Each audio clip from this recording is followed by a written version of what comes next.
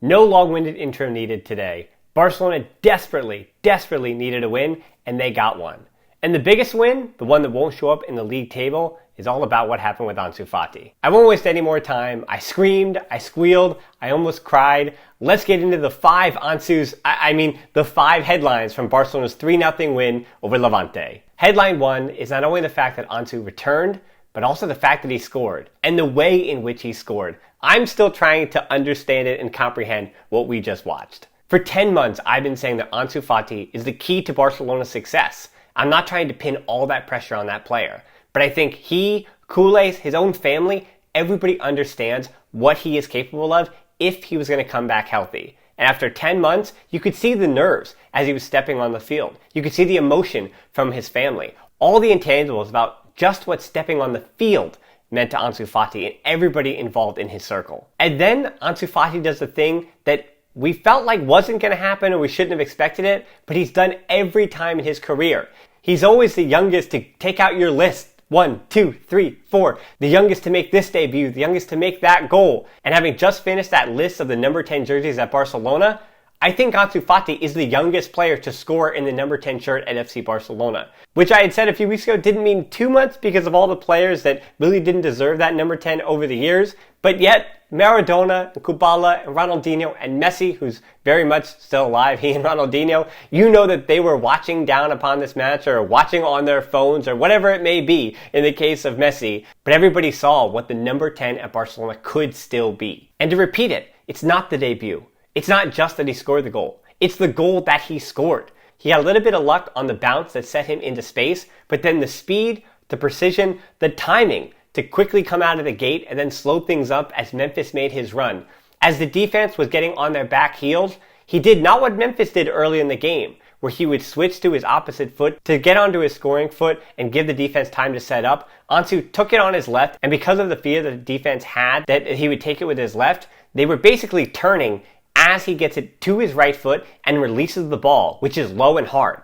It was picture perfect. It was as if he was completely in form with that goal.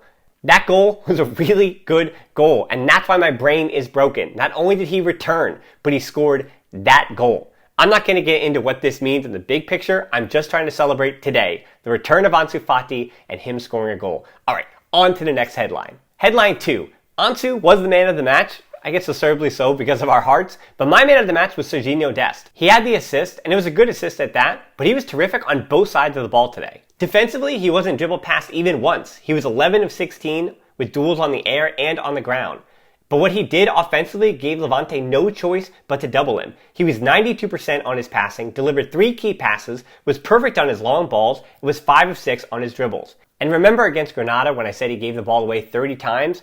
In less than 90 minutes? Well, today was 13 in 89 minutes. Certainly a big step up from just this last week. His success did have a bit to do with my third headline that's coming up next, but there's a lot of credit due to Dest because of what he was able to do between the ears today to rebound from those disasters against Granada and Cadiz. Wing play is so vital to Barcelona when you have less speed, aka Busquets, through the middle. And his partnership today with Memphis Depay was a difference between an early 2-0 lead and that game potentially hanging on and being a bit nervy. Because once Levante started respecting what Dest was doing with 1v1s and doubling him, that gave Mingueza all the acres of space in the world on that right side. He's a better crosser, that being Mingueza, is than Dest.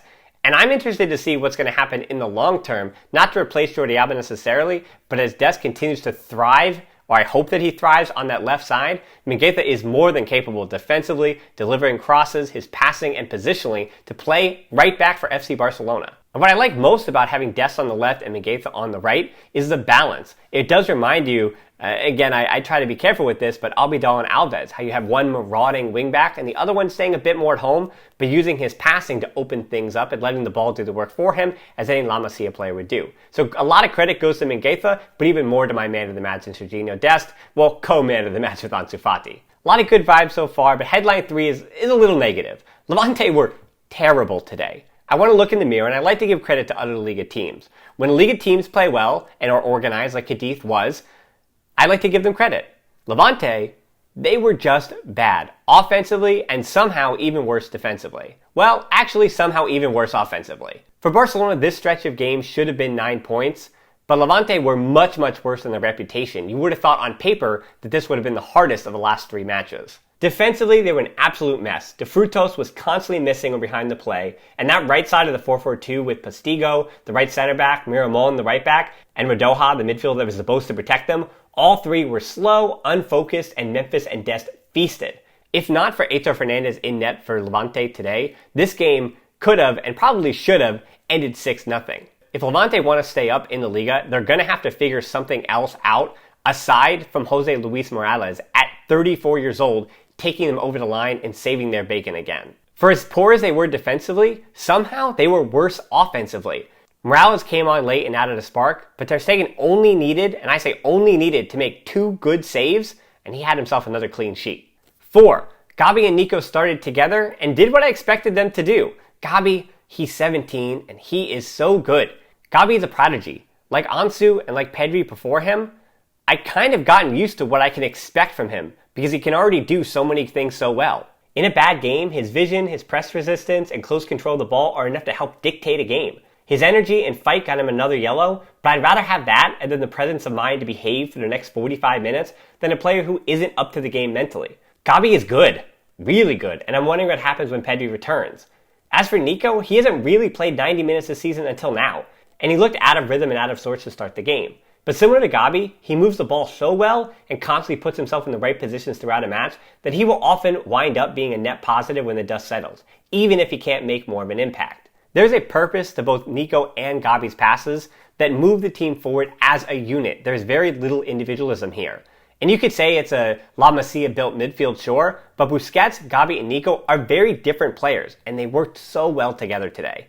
Maybe we should talk about the other 2 goals, well, the game-winning goals, with headline number 5. Memphis could have had a hat trick today, but his resilience, his persistence, and his mentality is still what stands out. He won the penalty, scored the penalty, and that to me is leadership too. This team was under so much pressure coming into this match, and a goal in the 6th minute was so important for that exhale that the team needed. His partnership with Dest was very exciting, and hopefully we see more of that. Luuk de Jong is often the butt of jokes because he shouldn't be the starter at Barcelona. But if he can do what he did on that goal today, and he can do that in 15 minutes off the bench, I think Culés will really understand why Luuk de Jong was brought to the club this season. I'm not saying it was a good move, but I'm saying Luuk de Jong does make sense if the ball is going into the back of the net on that kind of run. And it's probably a good thing, too, that we went through an entire match review without discussing the manager or any of his decisions.